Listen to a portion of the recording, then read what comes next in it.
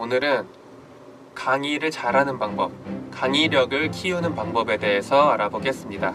우리가 흔히 강의력이라고 하면 크게 내용과 형식이라는 두 가지로 분류할 수 있겠는데요. 일단 형식은 목소리의 톤, 억양, 말의 빠르기, 높낮이 같은 포장지에 해당하는 부분을 말하고, 그리고 내용이라고 하면 재미있게 말하는 능력, 쉽게 말하는 능력, 이런 또 알맹이에 해당하는 부분을 얘기한다고 보시면 됩니다. 그 중에서도 오늘은 알맹이를 키우기 위한 근본적인 방법에 대해서 이야기하겠습니다.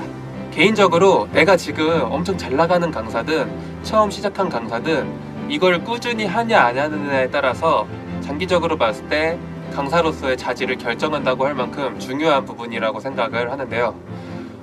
MIT 공대 교수이자 AI 연구수장이었던 패트릭 윈스턴 교수가 어떻게 하면 로봇이 사람처럼 말할 수 있는가를 연구하다가 사람이 더 말을 잘하는 방법에 대해서 깨닫게 됩니다. 그리고 이 내용을 토대로 2019년에 별세하기 전에 마지막 강의를 남겨놓는데요. 이 강의는 MIT 공대뿐만이 아니라 전 세계적으로 명강의로 회자가 되고 있습니다.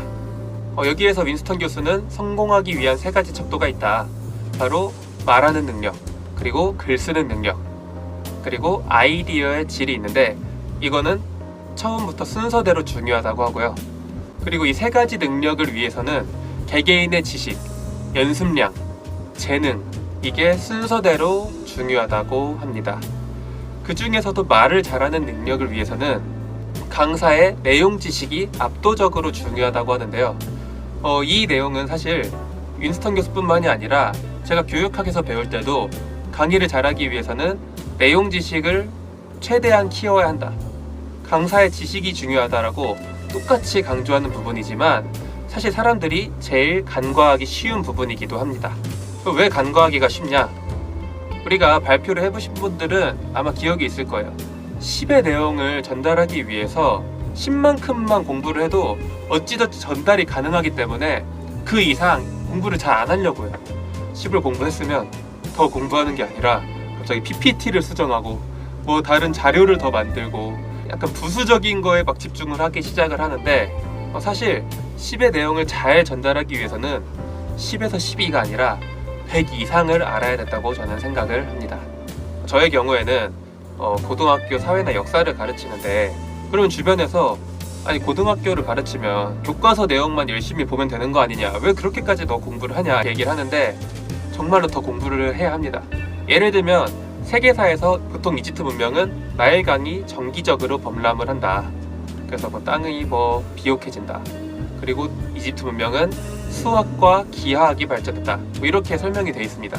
그래서 대부분의 경우 그냥 이집트 문명은 나일강의 정기적인 범람, 그리고 수학과 기하학의 발달, 이렇게만 설명을 하는데, 저는 이렇게만 설명을 한다면 사실 강의를 듣는 게 시간 낭비라고 생각을 합니다. 왜냐? 역사는 흐름이기 때문에 인과관계를 잘 이해하면 된다고 하지만 이렇게만 얘기를 하면 정작 인과관계는 찾아볼 수가 없기 때문에 그냥 요약본에 있는 책을 보는 거랑 똑같기 때문입니다. 근데 생각해보면 그럴 수밖에 없는 게 교과서나 지도서나 교사용 교과서 이런 걸 다 찾아봐도 충분하게 설명이 되어 있지 않습니다. 하지만 이거를 조금 더 심화적으로 자기가 직접 공부를 하다 보면 인과관계를 넣어서 설명을 할 수가 있습니다.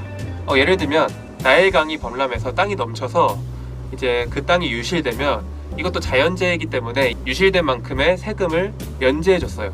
근데 백성 입장에서는 조금이라도 유실된 면적을 많게 구하고 싶고, 반대로 정부 입장에서는 최대한 깐깐하게 측정을 해서 면제되는 세금을 낮추고 싶겠죠. 그렇기 때문에 이거를 서로 정확하게 측정하는 과정에서 기하학과 수학이 발달했다라고 이제 얘기를 할 수가 있습니다. 이렇게 설명을 하면 그냥 기억하는 것보다 훨씬 기억에 오래 남는 건 당연한 결과겠죠. 제가 최근에 수업한 걸로는 삼별초라는 게 있었는데, 이 삼별초도 그냥 최후 장군 때 삼별초가 만들어졌다고 하고 넘길 수도 있겠지만, 삼별초라는 단어 자체가 중고등학생들에게는 굉장히 어렵고 생소한 단어이기 때문에 뽑을 초자를 써서 별초, 별도로 뽑았다, 그래서 별도로 뽑은 특수부대였다라고 언급만 해줘도 그냥 넘어가는 거랑은 차원이 다릅니다. 별초라는 거는 뭐냐면은 뽑을 초자예요. 뽑을 초자. 별도로 뽑은 부대야. 별도로 뽑은 부대. 그게 특수부대 같은 거야. 그렇죠. 삼별초로 바뀌었고, 삼별초가 나온 김에 팁을 한 가지 드리면, 삼별초가 강화도에서 진도를 거쳐서 제주도로 넘어가는 부분에서 학생들이 제주도는 잘 기억을 하는데 이 진도를 잘 기억하지 못해요. 그래서 말도 안 되는 소리이긴 하지만, 얘들아 강화도에서 밀려서 진도로 퇴각해서 진도에서 진돗개 부대와 함께 싸웠다. 그러다가 또 밀려서 제주도로 갔다 라고 해주면 말도 안 되는 소리지만 그 말도 안 되는 언급만으로도 순간적으로 진돗개와 함께 싸우는 이미지를 떠올리면서 조금 더 잘 기억을 하게 됩니다. 네, 개경으로 돌아왔는데 안돼! 이런 사람 있어. 안돼! 우리 항복 못해! 그렇죠. 끝까지 싸운 부대가 아까 최후 때 만들었던 상별초가 강화도에서 개경으로 안 가고 진도로 가. 왜 진도로 가냐? 진돗개랑 같이 싸우면 이길 수 있지 않을까? 생각. 그래서 배중손 장군이 이끄는 진도에 상별초가 있었고 여기서도 밀린 거야. 그래가지고 이제 어디로 가냐? 제주도까지 가. 김통정 장군. 근데 이렇게 하면 역사 가르치는 사람이 이게 역사 왜곡 아닙니까? 이거 애들이 진짜로 그렇게 생각하면 어떡해요? 라고 할 수가 있는데 저도 그렇게 생각을 해서 한 번 더 이런 식으로 살짝 언급을 해줍니다. 내가 이런 얘기를 하는 게 이런 거라도 하나 덧붙여야 기억이 난단 말이야. 제주도 이런 것들이. 내가 야 진돗개랑 싸웠겠냐? 생각을 해봐. 그냥 이런 거 하는 거야. 어쩔 수 없어요. 내가 얘기하는 것들이 진짜 실없는 소리 같지만 다 치밀한 계산과 계략과 작전하에. 결론적으로 말씀드리면 내가 가르치고자 하는 파트의 내용을 훨씬 더 넓고 깊게 공부를 하는 겁니다. 그리고 내 전공이나 직업 분야가 아닌 다른 분야는 그래도 얕게 공부를 해줘야 됩니다. 아비투스라는 책에서는 이런 사람을 T자형 인물이라고 부르는데 전문 지식은 깊게 공부하고 나머지 분야는 넓게 공부해야 한다는 것입니다.